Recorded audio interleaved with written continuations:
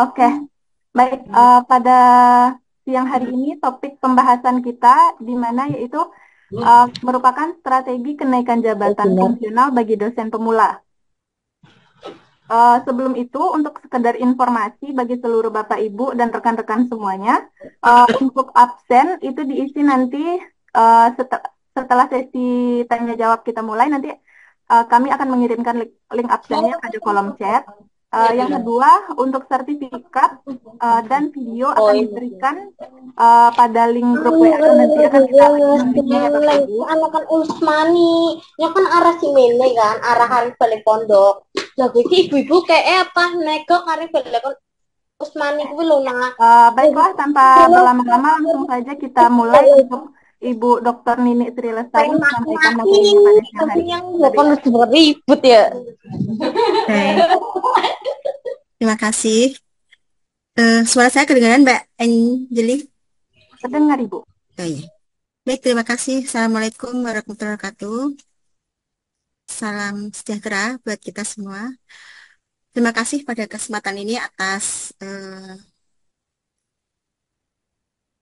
dari ini ya, dari Luminary Press Indonesia yang memfasilitasi webinar ini tentang strategi kenaikan jabatan fungsional untuk dosen pemula dan eh, untuk Bapak Ibu yang sudah hadir, saya ucapkan salam kenal. Kemudian ini ada beberapa ya. Jadi senang sekali kita bertatap muka di sini dalam acara webinar ini. Kemudian untuk nanti strategi jabatan fungsional dosen pemula ini akan dikaitkan juga dengan Permendikbudristek yang nomor 24, nomor 44 yang baru saja di launching, tentunya yang akan mempermudah bagi dosen untuk eh, kenaikan jabatannya, untuk salary-nya. Sesuai dengan persyaratan aja. Baik, jadi menjadi dosen pemula memang penuh dengan tantangan, namun dengan strategi yang tepat, kita dapat meningkatkan karir dan naik jabatan fungsional dengan sukses. Dosen itu terbagi ada dosen tetap dan dosen tidak tetap. Tentunya kalau kita sudah mau menjadi berkarir di dosen, setiap orang berbeda-beda ya tujuan menjadi dosen. Jadi ada yang memang ingin menyumbangkan ilmunya, ada yang memang ingin berkarir menjadi dosen. Tapi semua itu intinya bahwa menjadi dosen adalah ikut mencerdaskan anak bangsa dan tentu sebagai amal jariah ya memberi ilmu yang bermanfaat bagi eh, adik-adik kita, anak-anak kita, mahasiswa-mahasiswi. Baik, izin share. Oh, nggak boleh. Baik, untuk next strategi.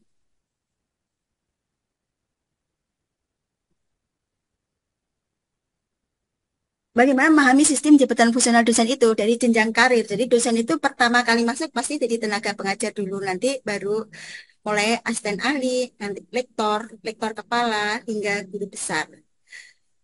Bertahap. Tapi nanti dengan Permendikbudristek yang terbaru ini nomor 44 akan memudahkan dosen dalam mengejar jenjang karirnya karena di dalam Permendikbudristek itu disampaikan bahwa sekarang memberikan otonom yang lebih luas kepada perguruan tinggi untuk meningkatkan jabatan, untuk meningkatkan dosen-dosennya, baik dari segi bagaimana tentang peningkatan jabatan fungsional, kemudian dari salary-nya, tapi itu baru launching ya, jadi masih bertahap, tapi itu sebagai angin segar untuk dosen-dosen karena eh, saya saya kecuali ASN ya, kalau dosen ASN, kalau saya ini dari dosen perguruan tinggi swasta, tentunya untuk salary-nya itu tergantung perguruan tinggi institusi masing-masing ya. Kalau institusinya besar, eh, tentu gajinya mengikuti. Tapi kalau perguruan-perguruan tinggi yang biasa-biasa aja, tentunya semua Bapak Ibu dosen juga mengetahui berarti tergantung institusi karena gaji dilihat dari bagaimana pendapatan institusi itu dari mahasiswanya. Kalau mahasiswanya sedikit, tentu institusi harus berusaha memberi gaji yang sepadan dengan dosen-dosen. Biasanya institusi harus membuat usaha institusi untuk menutupi biaya operasional. Kemudian kriteria kenaikan jabatan itu meliputi ada pendidikan, pengajaran ya, penelitian, pengabdian dan juga penunjang. Jadi Bapak Ibu dosen tentunya yang baru-baru sudah harus mengisi yang sudah mengisi sister ya, sistem terintegrasi. Nah, di sana ada semua yang harus kita isi sehingga memudahkan nanti untuk meningkatkan jabatan fungsional. Jadi ada persyaratan portofolio dalam kinerja, bagaimana kinerja kita dalam pengajaran, bagaimana kinerja kita dalam pengabdian, dan juga ada penunjang juga. Next, peran jabatan fungsional dalam pengembangan karir. Jadi karena itu sebagai pengakuan kualifikasi ya, bahwa kalau yang pertama tenaga pengajar tentu ada syarat-syaratnya untuk menjadi asisten ahli dan itu harus dipenuhi. Asisten ahli sudah mengajar berkali itu berdasarkan ada petunjuk operasional BKD-nya, beban kerja dosen tahun 2021. Kemudian pengembangan diri, jadi proses kenaikan jabatan mendorong dosen untuk terus meningkatkan kualitas dan kinerjanya. Jadi seorang dosen itu harus meningkatkan kualitasnya karena akan memberikan ilmu kepada mahasiswa. Jadi dari hard skill, soft skill, tentunya zaman sekarang ini yang semua bisa dicari di Google. Jadi learning by googling. Semua mahasiswa biasanya lebih pintar kita apalagi dengan AI ya, chat GPT untuk membuat tugas. Nah, semua itu harus kita juga mengikuti perkembangan itu.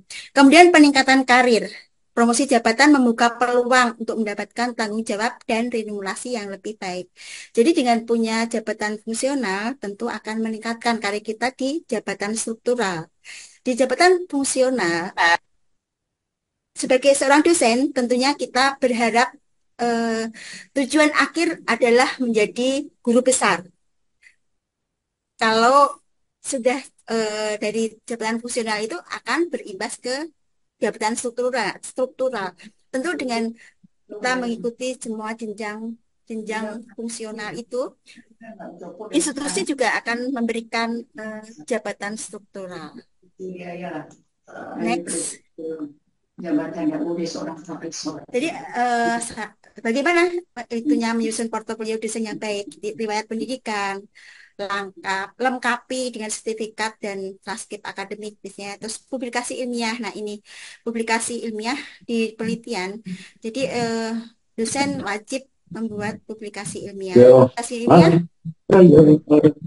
bisa berupa membuat artikel jurnal, membuat book chapter yang di Udah nih ibu pedangnya ibu mana? Pedang masih ibu benar. book chapter ya biasanya difasilitasi oleh Luminary itu ada koordinasi membuat book chapter, terus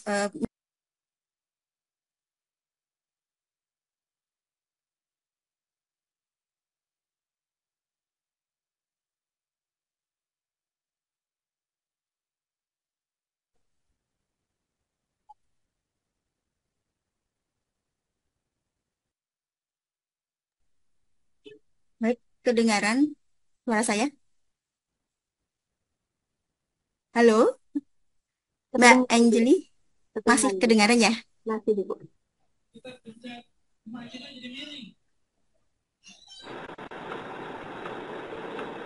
Baik, untuk menyusun portofolio dosen yang baik. Jadi riwayat pendidikan tadi dari sertifikat dan transkrip akademik, kemudian publikasi ilmiah di jurnal ilmiah yang terakreditasi tentunya, bisa juga nanti syarat khususnya kalau sudah lektor kepala atau profesor kan harus yang terindeks Scopus. Kemudian pengalaman mengajar. Nah, di sini dokumentasikan mengajar itu. Jadi dari surat tugas, kemudian DHMD-nya, karena itu akan diupload di Sister. dari bukti kinerja kita mengajar dari daftar hadir mahasiswa maupun daftar nilai. Pengabdian masyarakat dan memastikan bahwa semua yang kita lakukan dalam pengabdian masyarakat bisa juga melakukan pelatihan-pelatihan ke masyarakat. Nah, itu disimpan untuk surat tugasnya, untuk bukti kinerjanya, kegiatannya. Nah, itu harus disimpan dengan baik. Kebanyakan dosen-dosen males ya menyimpan itu, jadi pas ngisi sister kayak gitu, eh, datanya pada nggak ada. Padahal itu sebagai bukti, bukti kinerja juga harus diupload. Baik, next. Pengembangan kompetensi pengajaran dan penelitian. Jadi pengajaran yang efektif. Perbaiki metode belajar. Bagaimana metode belajar ke mahasiswa dengan materi yang menarik. Kemudian kita berinteraksi dengan mahasiswa, dengan diskusi, dengan sharing. Kemudian penelitian juga yang inovatif. Nah, untuk dosen kan banyak, sebenarnya banyak. Kalau dosen pemula ada juga yang dibiayai oleh Dikbud ya, Kemenristek Dikbud, eh, penelitian dosen pemula. Nah, itu hibah-hibah seperti itu bisa selain kita mendapatkan eh, penelitian yang bagus untuk nanti di dipublish, juga dapat hibah, dapat biaya penelitiannya dari pemerintah. Juga dapat dari institusi. Kalau institusinya ada juga institusi yang selalu memberikan biaya untuk penelitian bagi dosennya per tahun wajib satu satu publikasi per tahun nanti diganti sama institusinya. Kemudian pengembangan diri lagi sebagai seorang dosen dengan mengikuti beberapa pelatihan, seminar, seperti ini, melakukan webinar, nanti kan dapat sertifikat. Nah, sertifikat itu bisa diisikan di sister sebagai penunjang, jadi masuk ke pengembangan diri. Jadi semua sertifikat webinar, sertifikat pelatihan itu harus disimpan dan di di difolderkan gitu baik-baik sehingga itu bisa digunakan. Selanjutnya, eh, bagaimana menyusun rencana pengembangan karir jangka panjang. Jadi kita harus punya tujuan. Kita menjadi dosen, masuk dosen itu tujuannya ingin berkarir. Tadi setiap dosen tentunya tujuan akhirnya adalah jabatan fungsional menjadi guru besar. Nah, itu impian semua dosen harusnya, bukan di jabatan struktural. Nanti jabatan struktural akan mengikuti dengan kita jabatan fungsionalnya semakin naik dari tadinya tenaga pengajar, asisten ahli, jadi lektor, lektor kepala, dan jadi profesor. Tentunya itu juga akan meningkatkan karir kita di jabatan struktural, akan meningkatkan salary kita, ada tunjangan-tunjangan seperti Permendikbud ya, Permendikbudristek yang terbaru ini yang nomor 44 itu setiap perguruan tinggi ini untuk swasta ya, kalau negeri kan udah memang standar. Kalau setiap perguruan tinggi harus memberikan gaji minimal di atas minimal UMR, di atas UMR. Kalau yang sekarang kan banyak, mungkin Bapak Ibu ada yang beberapa perguruan tinggi yang memang gajinya tidak sesuai. Jadi, dosen tapi gajinya tidak sesuai. Nah, dengan payung hukum tadi Permendikbud yang nomor 44 yang baru launching itu tentunya akan meningkatkan kesejahteraan dosen.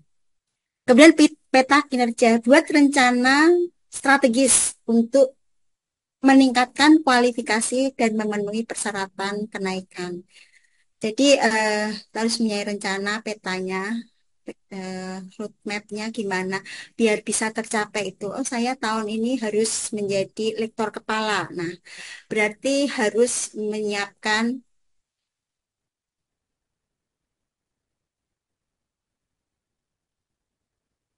oh iya, berarti harus menyiapkan tadi peta peta kinerja ya, memenuhi persyaratan kenaikan harus menyiapkan apa yang harus dilakukan. Misalnya rektor kepala berarti harus punya syarat khususnya ya. Syarat khususnya harus ada publikasi di Scopus, publikasi di Sinta yang terindeks Sinta 1. Kemudian melakukan evaluasi berkala, pantau kemajuan dan buat penyesuaian rencana sesuai kebutuhan. Nah, itu kita perlu mengevaluasi. Karena tadi punya goalnya bahwa harus naik jabatan fungsional ya dari tadi misalnya masih pengajar, berarti tahun depan saya harus asisten ahli, jadi saya menyiapkan data-datanya. Baik, next. Di sini meningkatkan publikasi ilmiah dalam jurnal terakreditasi. Produktif menulis, jadi bangun kebersamaan, rutin menulis, kebiasaan menulis, mempublikasikan karya ilmiah, dan ini di apa ini Luminary Press Indonesia.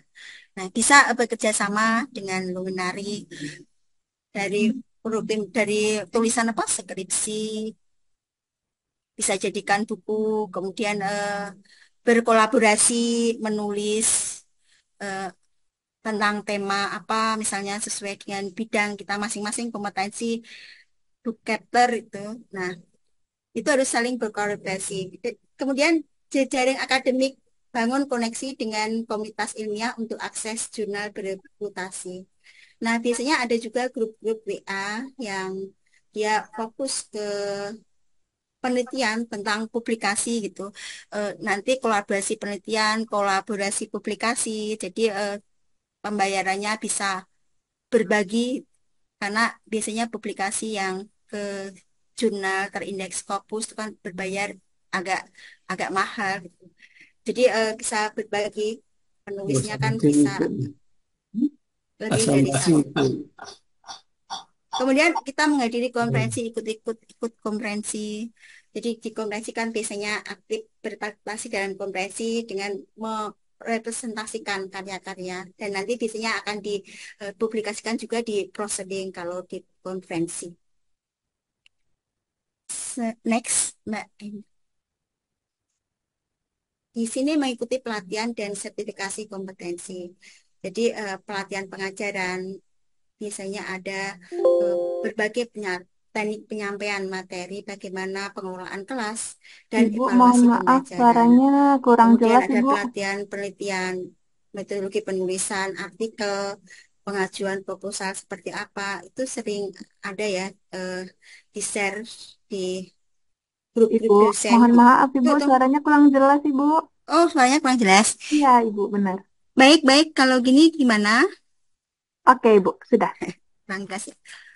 Baik, untuk pelatihan penelitian, biasanya banyak, apalagi kalau pas menjelang pembukaan eh, proposal hibah itu.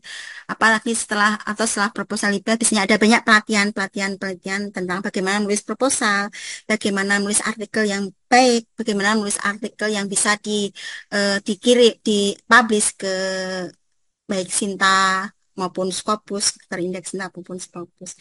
Kemudian sertifikasi kompetensi, keahlian spesifik sesuai bidang ilmu, misalnya sertifikasi profesi. Nah, itu juga harus ada setiap dosen kan per setiap dosen sesuai bidang prodinya ya. Sesuai dengan kompetensinya harus juga punya sertifikasi kompetensi. Karena ini kalau pas akreditasi juga ditanyain, dan itu sebagai punya nilai lebih gitu. Dosen yang mempunyai sertifikasi itu mempunyai nanti nilai penilaian dari asesor juga mempunyai nilai lebih. Dosen yang mendapat hibah penelitian, nah itu juga dosen yang melakukan pelatihan pengajaran yang punya sertifikat pelatihan. Nah itu berguna juga buat institusi selain buat dosen itu sendiri. Baik, next. Tadi menjaring kerjasama, membangun jejaring kerjasama dengan institusi lain. Nah, ini kolaborasi penelitian, program pertukaran, jejaring profesional, ini bisa dengan sekarang ya, dengan PKM, bisa biasanya untuk Bapak Ibu dosen, ada sekarang kan lagi MSIB, sekarang sudah dibuka, sudah berjalan ya, magang dan studi independen bersertifikat. Nah, Bapak Ibu dosen bisa daftar itu kegiatan itu sebagai dosen pembimbing program. Jadi DPP sebagai DPP. Nah, itu kan nanti akan bisa membangun jejaring kerjasama dengan istilah ini dengan mitra-mitra MSIP. Kemudian institusi biasanya kan juga ada MOU dengan kampus-kampus lain, dengan kampus atau dengan instansi-instansi baik pemerintah maupun swasta. Nah, itu bisa kita melakukan kolaborasi penelitian. Kemudian juga di program-program pertukaran ya, pertukaran eh, pertukaran mengajar bisa juga. Jadi kita harus banyak membangun jejaring kerjasama dengan institusi lain dan ikut aktif. Bukan hanya sekedar membangun kerjasama, bukan hanya sekedar misalnya institusinya cuma membuat MOU tapi nggak ada pelaksanaannya. Nah itu sebenarnya nggak ada gunanya, harus MOU juga ada eh, pelaksanaannya benar-benar dilakukan gitu. Misalnya jadi dosen tamu di kampus lain, terus penelitian bersama dengan kampus lain. Nah, itu bisa dijadikan juga sebagai sarana untuk meningkatkan eh, itu jabatan fungsional kita dengan lebih cepat. Next, strategi menghadapi nih, bagaimana jabatan fungsional itu? Yang pertama tadi persiapan portofolio. Jadi dari pertama tadi dokumen, sertifikat, dan bukti kinerja yang diperlukan. Dari mengajarnya, pertama dari mengajar ya, mengajar harus di surat tugas mengajar itu harus disimpan di nanti di scan, di upload, kemudian di HMD mahasiswa. Tapi biasanya kalau kampus-kampus yang sudah punya LMS yang memang fitur-fiturnya mendukung itu tinggal di-download untuk di HMD-nya plus eh, surat mengajar, bukti mengajar sudah ada di learning management sistemnya di situ, jadi tinggal di-download. Tapi mungkin kalau kampus-kampus yang LMS-nya belum belum lengkap, belum fitur-fiturnya belum lengkap, itu dosen juga harus menyiapkan portofolio itu sendiri gitu. Jadi pas dapat surat tugas disimpan, di-scan, di HMD-nya, nilainya seperti itu. Kemudian penuhi persyaratan. Persyaratan apa yang dibutuhkan? Maaf, eh, ya, penuhi persyaratan. Persyaratan untuk dari asisten ahli ke lektor apa? Nah, itu penuhi aja. Kemudian dari tenaga pengajar ke asisten ahli apa aja. Nah, harus dipenuhi itu. Nanti misalnya nggak terpenuhi, biasanya kan juga ada revisi.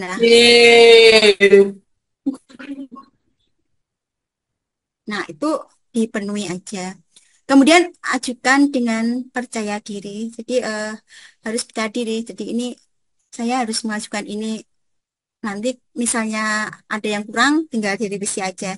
Pasti ada umpan baliknya ya. Ada ini harus direvisi kurang ini ya. Penuhi aja. Nah, seperti itu. Selanjutnya. Nah, ini saya hubungkan dengan Permendikbudristek nomor 44 tahun 2024. Tadi adalah lompatan besar untuk memajukan karir dosen. Ini sebagai angin bagus ya, angin surga.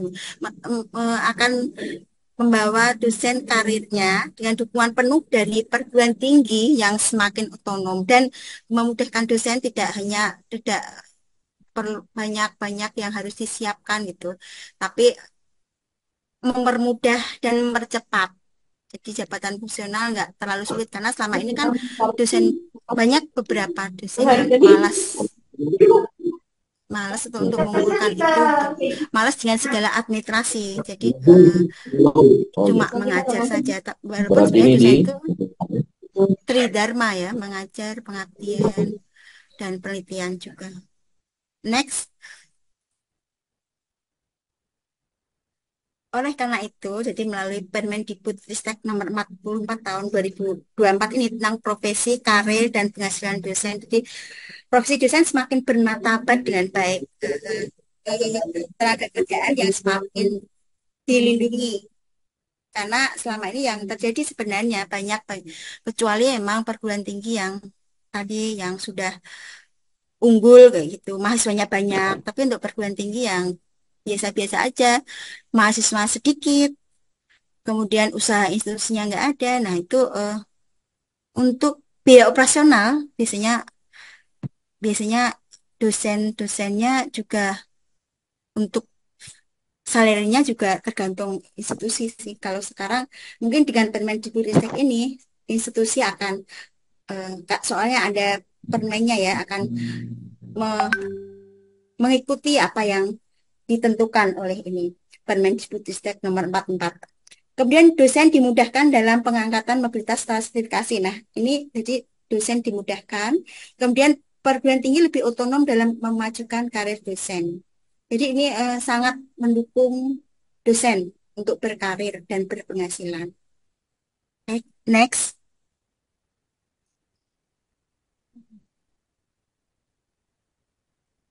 Jadi tadi udah saya sampaikan bahwa ya dosen tetap, dosen kan dosen tetap dan dosen tetap tidak tetap. Di sini dosen tidak tetap tentunya tidak memiliki jabatan fungsional. Dosen tidak tetap hanya dapat memiliki jabatan akademik jika sebelumnya pernah memiliki jabatan akademik tersebut sebagai dosen tetap. Jabatan akademik diatur ditetapkan oleh perguruan tinggi. Dalam hal dosen, pindah lintas perguruan tinggi, jabatan akademik dosen pada perguruan tinggi tujuan ditetapkan oleh perguruan tinggi tujuan sesuai dengan kualifikasi, kompetensi, dan prestasi dosen tersebut.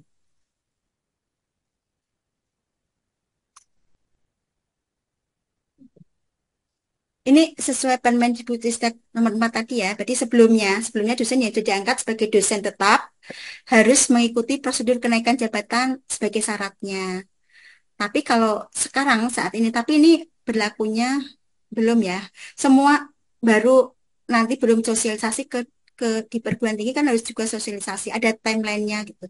Semua dosen tetap harus memiliki jabatan akademik. Kalau sekarang tidak ada persyaratan khusus untuk menempati jabatan akademik asisten ahli. Kalau dulu harus mau asisten ahli itu, kalau sebelumnya sebelum keluar permen ini, pengalaman kerja sebagai dosen atau tenaga pendidik minimal 1 tahun atau 2 semester.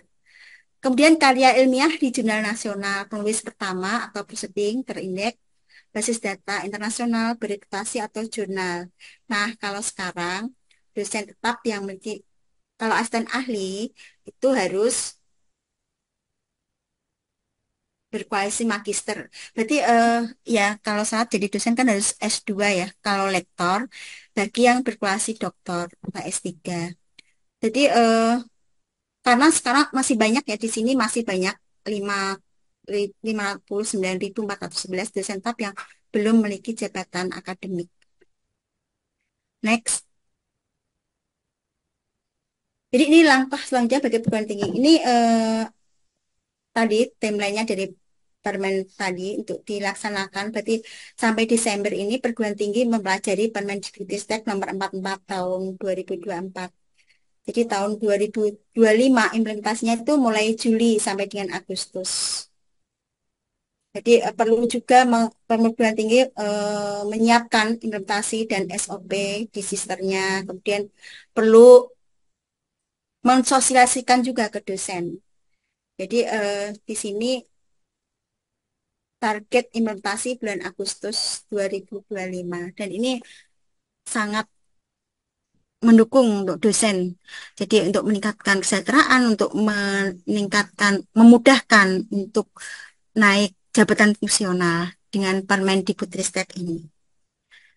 Demikian jadi nanti di sharing-sharing aja kita diskusi ya, sharing-sharing karena mungkin di sini ada juga yang sudah berpengalaman, jadi bisa sharing, jadi kita semua bisa belajar bersama.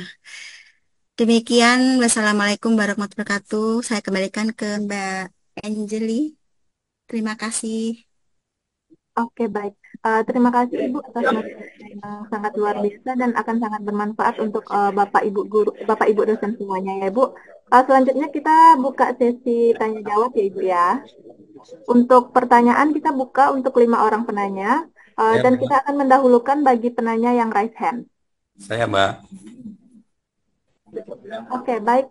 Silakan kepada Yoga. Bapak Yoga. Ya, Silakan Bapak. ya. Bismillahirrahmanirrahim. Assalamualaikum warahmatullahi wabarakatuh. Saya ingin menanyakan, Mbak, untuk apa kebutuhan akademik ini, ya kan? Eh, di di permen itu ada spesifik masa kadaluarsa atau ada apa? eh, Tidak, maksudnya dia bisa tidak berlaku lagi gitu. Mohon bisa dijelaskan. Itu aja sih. Terima kasih. Baik, terima kasih Pak Yoga. Boleh Ibu bisa bantu dijawab dulu Ibu pertanyaan Pak Yoga sambil kita menunggu pertanyaan yang lain. Baik, Pak Yoga, maksudnya bisa diulang lagi gimana? Jadi misalkan sudah mendapatkan jabatan akademik, kalau saya sendiri kan ya belum ya.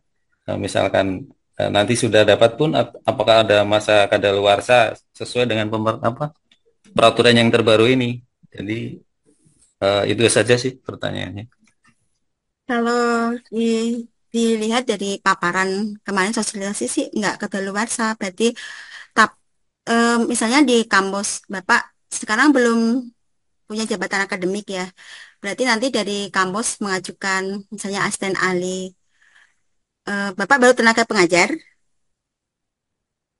Ya, Pak betul. Yoga, Ya.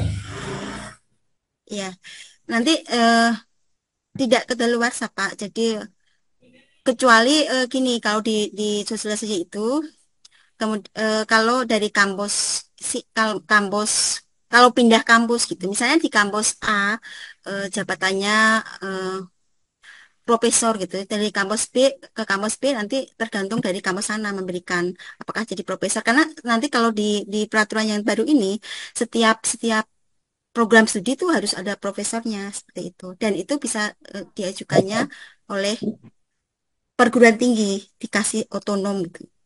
Kalau dulu kan eh, nanti ada itu Pak, nanti bisa saya share ntar ya, guys. Bapak bisa baca aja Permendikbudristeknya nomor 44. Nah, di sana semua ada. Demikian Pak Yubi. Oke, Bu. Terima kasih. Oke, cukup ya Pak Yoga dengan jawaban yang diberikan oleh Ibu Dr. Nini Sri Lestarinya. Oke, cukup. Oke, mungkin untuk pertanyaan selanjutnya kepada Bapak Antoni. Dari tadi Bapaknya sudah raise hand. Silakan Bapak Antoni untuk bertanya.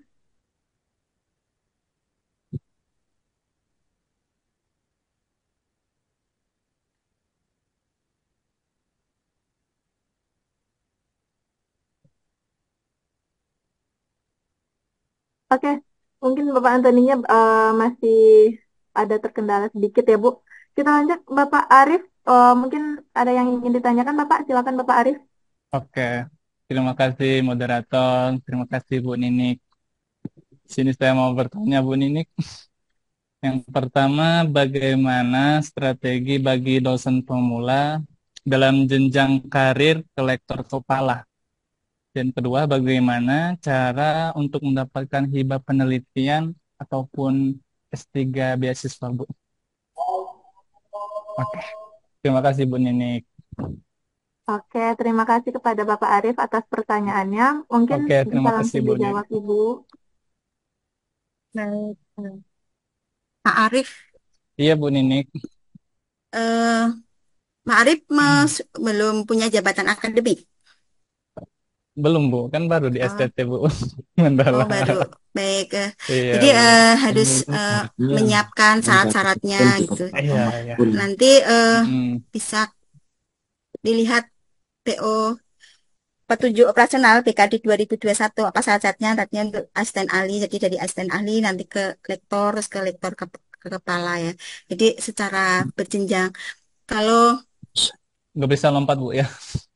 bisa juga tapi harus harus bisa harus kalau asisten ahli kan harus ngisi sister nanti dilihat di sisternya Oh kecuali syarat, mm-mm. Untuk syarat sister harus NIDN ya Bu ya.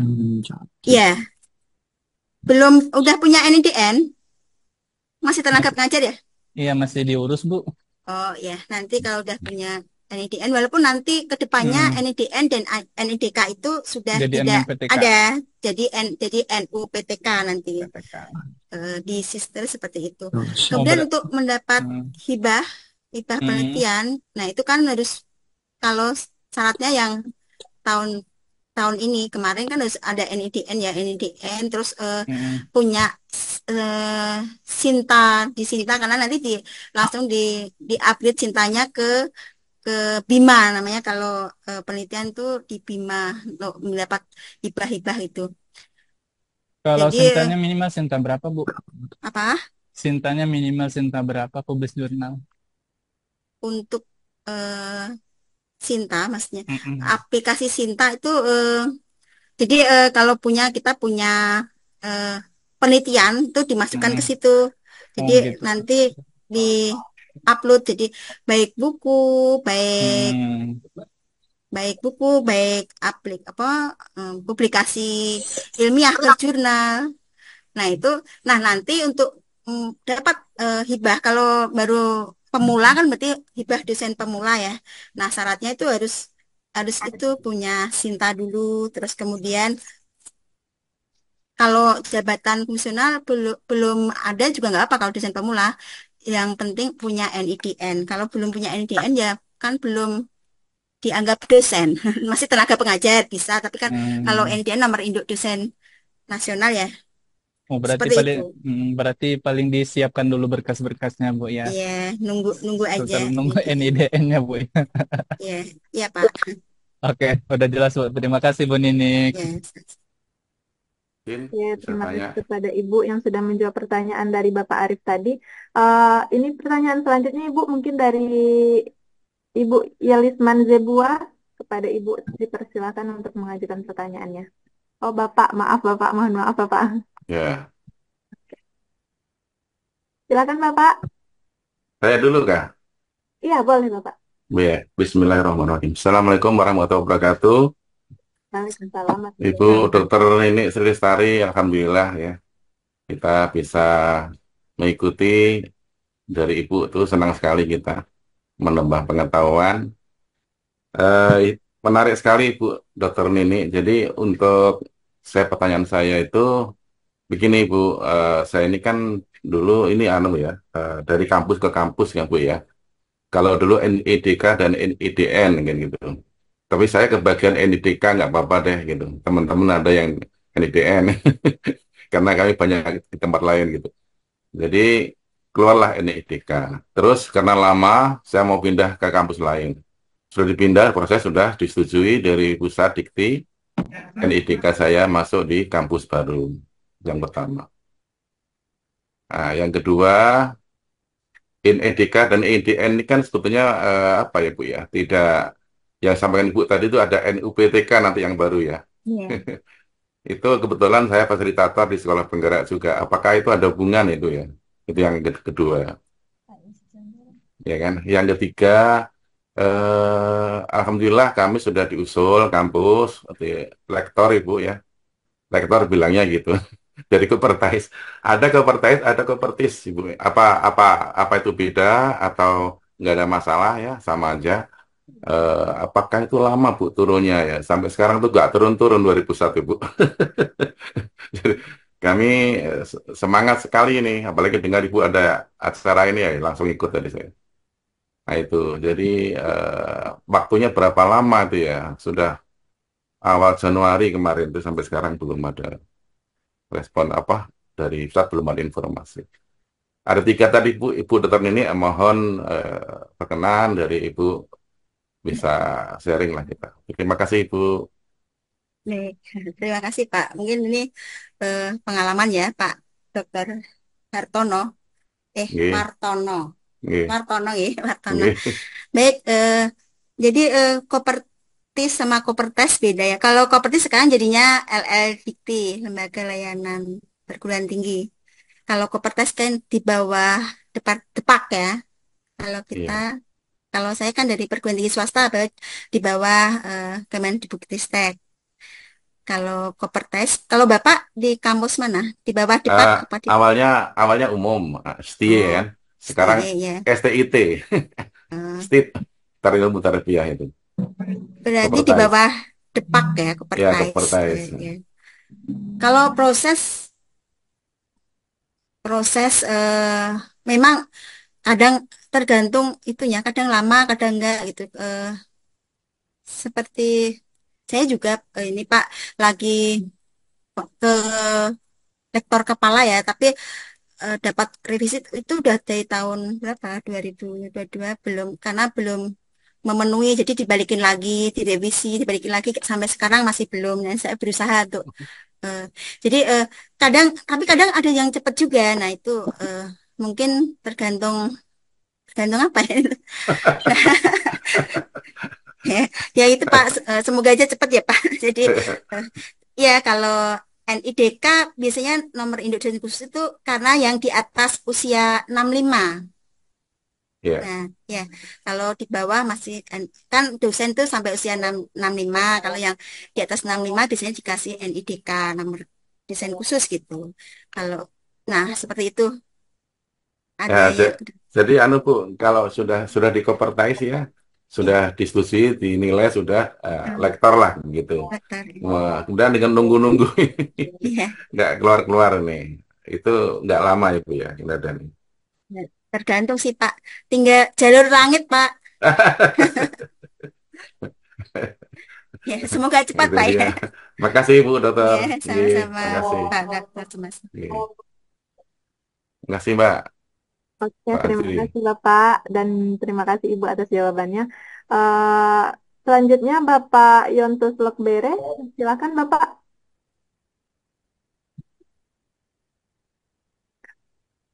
Baik, selamat sore. Waktu Papua sudah sore. Selamat sore. Jadi saya mau sampaikan untuk ini yang pertama sebelum mau tanya yang pertanyaan kedua saya mau ini jalur eh, kuliah S2 Pak. Mohon maaf Bapak, suaranya kurang jelas. Bapak bisa diulangi lagi? Saya saya kemarin lalu itu saya mau pendaftaran ke kuliah S2. Akhirnya di bulan Agustus. Jadi sekarang saya mau masuk ke beberapa hari ini saya mau belum ikut karena saya ini jalur mana masuk begitu. Jadi hanya sekarang ini saya mau tunggu. Jadi yang mm, eh, sementara ini kita akan masuk online ini. Ini jalur mana yang saya masuk sebelum saya mau pertanyaan.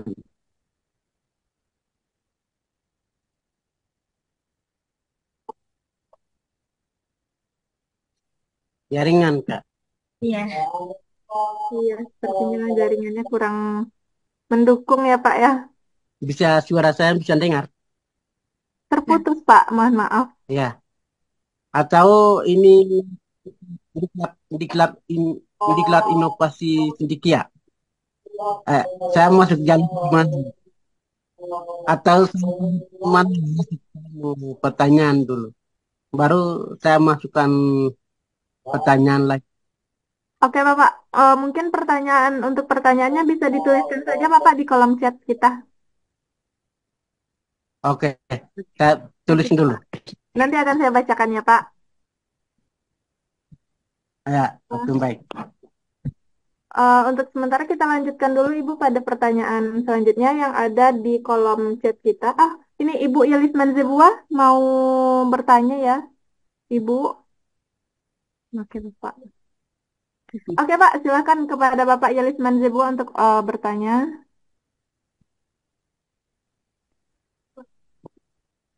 Mohon maaf Bapak, suaranya masih mati Pak, mikrofonnya harap dihidupkan dulu.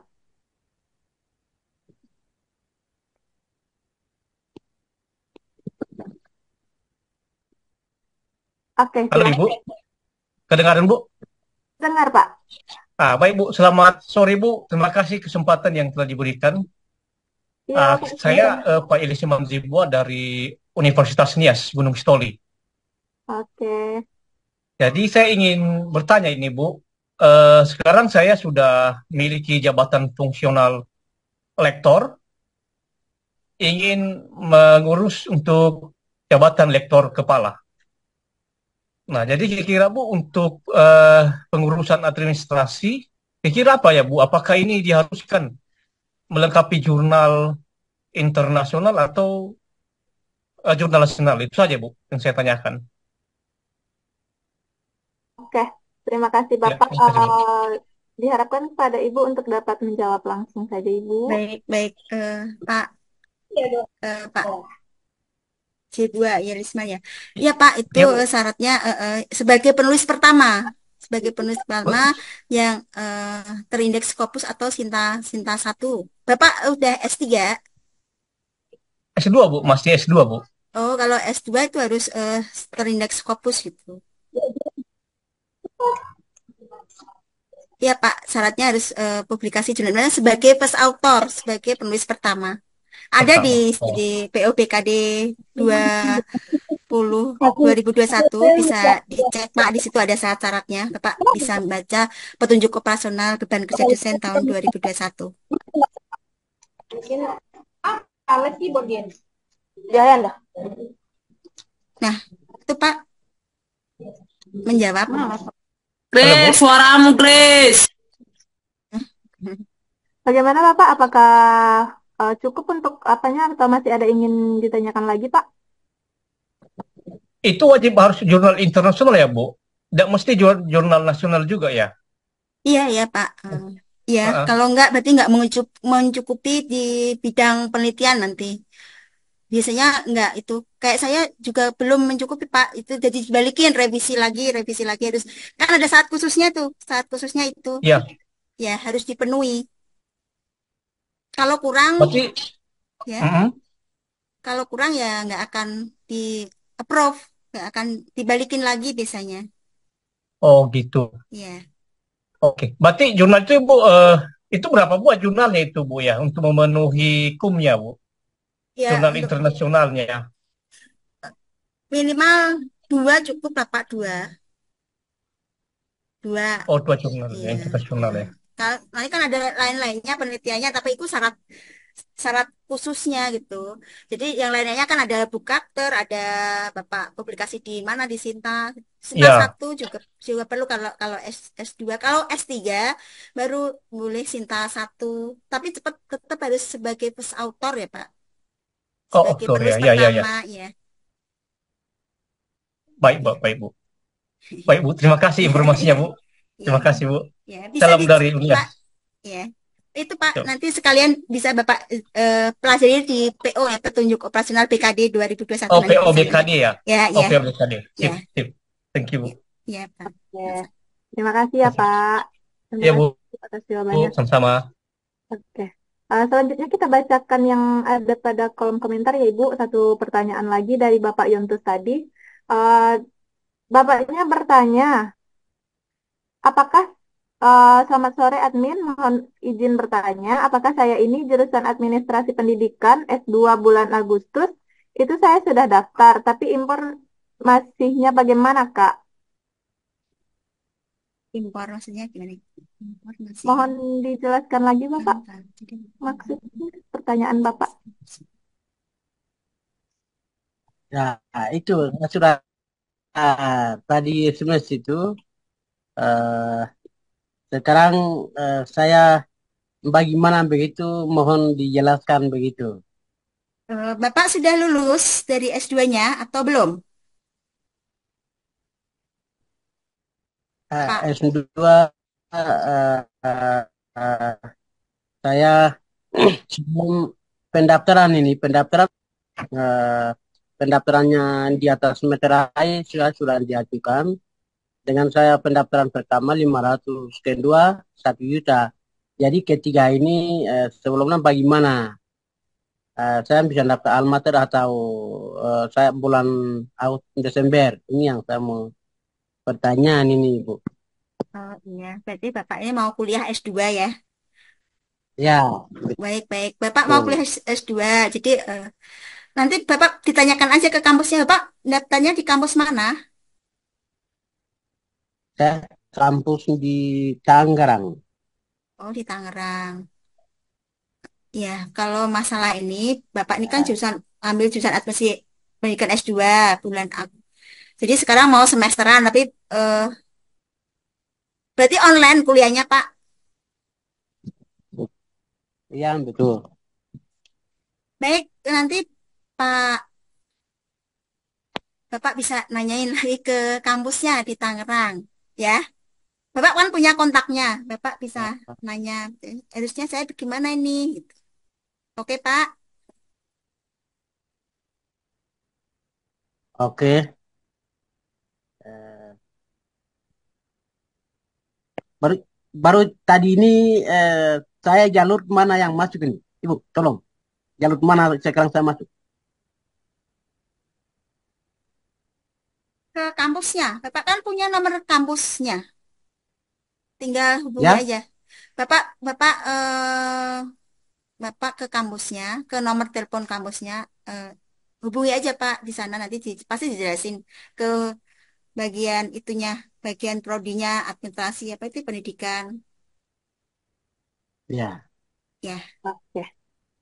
Berarti Bapak langsung hubungi ke pihak kampusnya saja ya Bapak, saran dari Ibu Dokter Nininya. Oke Ibu, mungkin bisa satu Baru pertanyaan lagi ya Ibu. saya jalur mana masuk ini, Ibu? Iya Ini Pak, saya mau pertanyaan ini. iya Sekarang Pak. ini saya masuk online, tolong dijelaskan dulu.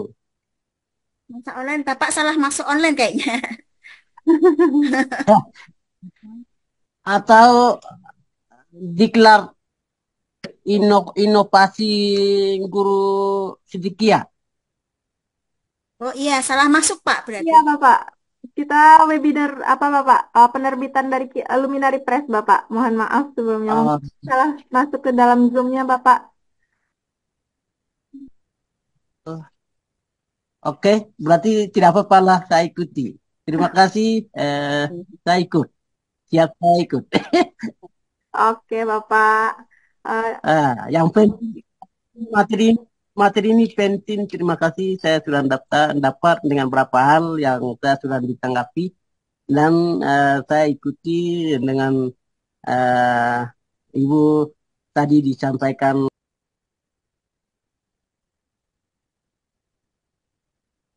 Oke, kita lanjut satu pertanyaan terakhir ya Ibu. Dari ini ada di kolom chat kita dari Bapak Brendo, di mana pertanyaan Bapaknya yaitu mohon izin bertanya Ibu, strategi untuk dosen pemula baiknya menjadi dosen untuk beberapa mata kuliah ya Bu? Apakah diperbolehkan mengajar di mata kuliah sebanyak-banyaknya?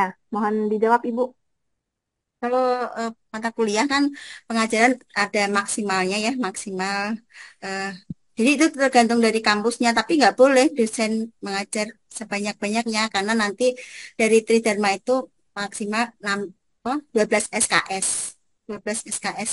Jadi nggak boleh sebanyak-banyaknya kecuali pasti diatur sama yang ngasih surat tugasnya kan dari kampusnya. Oh ini ngajar ini kompetensinya ini diajar ini dan tidak boleh sebanyak-banyaknya karena banyak dosen yang lainnya yang punya kompetensi untuk mengajar.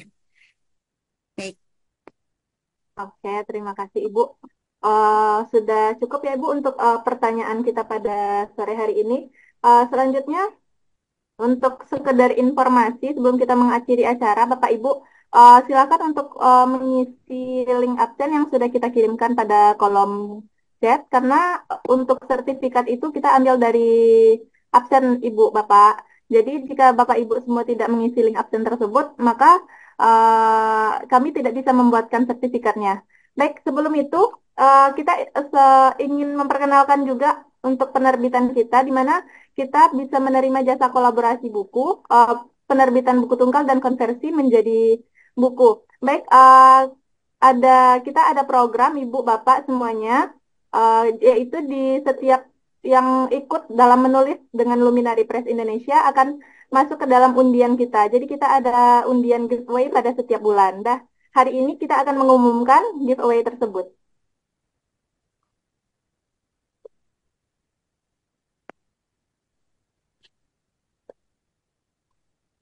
Jadi nama-nama Bapak Ibu yang sudah ikut dalam kepenulisan pada Luminary Press Indonesia pada bulan September yang lalu, itu kita masukkan ke dalam undian kita pada hari ini.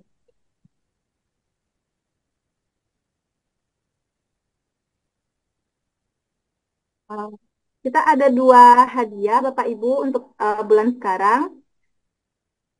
Yang pertama itu ada setrika dan kipas angin. Yang untuk mendapatkan setrika yaitu Ibu Rulis Riani. Apakah ada ibunya di dalam Zoom? Ini kita sudah melakukan rekaman juga, jadi nanti akan kita upload di sosial media kita. Yang selanjutnya yaitu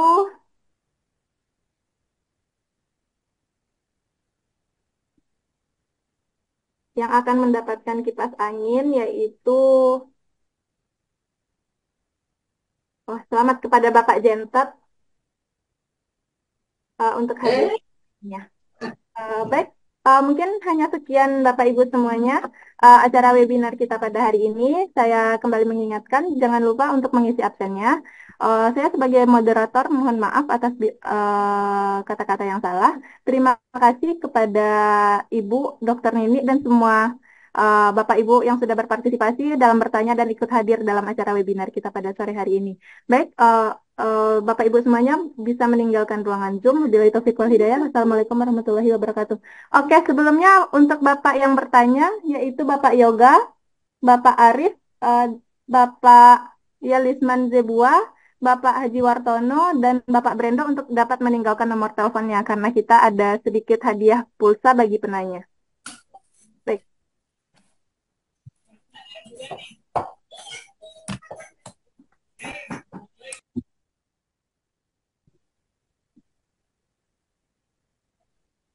Kan di Google Form-nya sudah diisi, Bu. Oke, terima kasih Bapak. Ya, di absen ada. Sekali lagi diingatkan kepada Bapak Ibu yang bertanya tadi untuk dapat meninggalkan nomor HP-nya di kolom chat kita.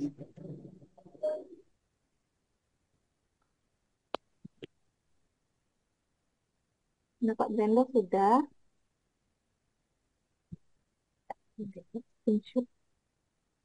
Baik, sebelum itu diharapkan kepada Bapak Ibu semuanya kita akan melakukan foto bersama terlebih dahulu Bapak Ibu. Silakan Bapak Ibu semuanya untuk dapat mengaktifkan kameranya terlebih dahulu. Pada slide 1, 1, 2, 3.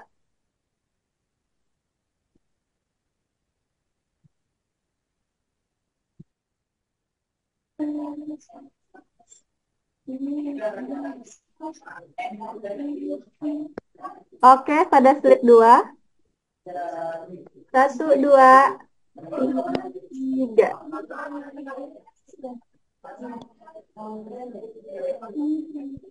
Oke. Baik, sudah. Nanti ini akan kita kirimkan pada grup WhatsApp ya Bapak Ibu.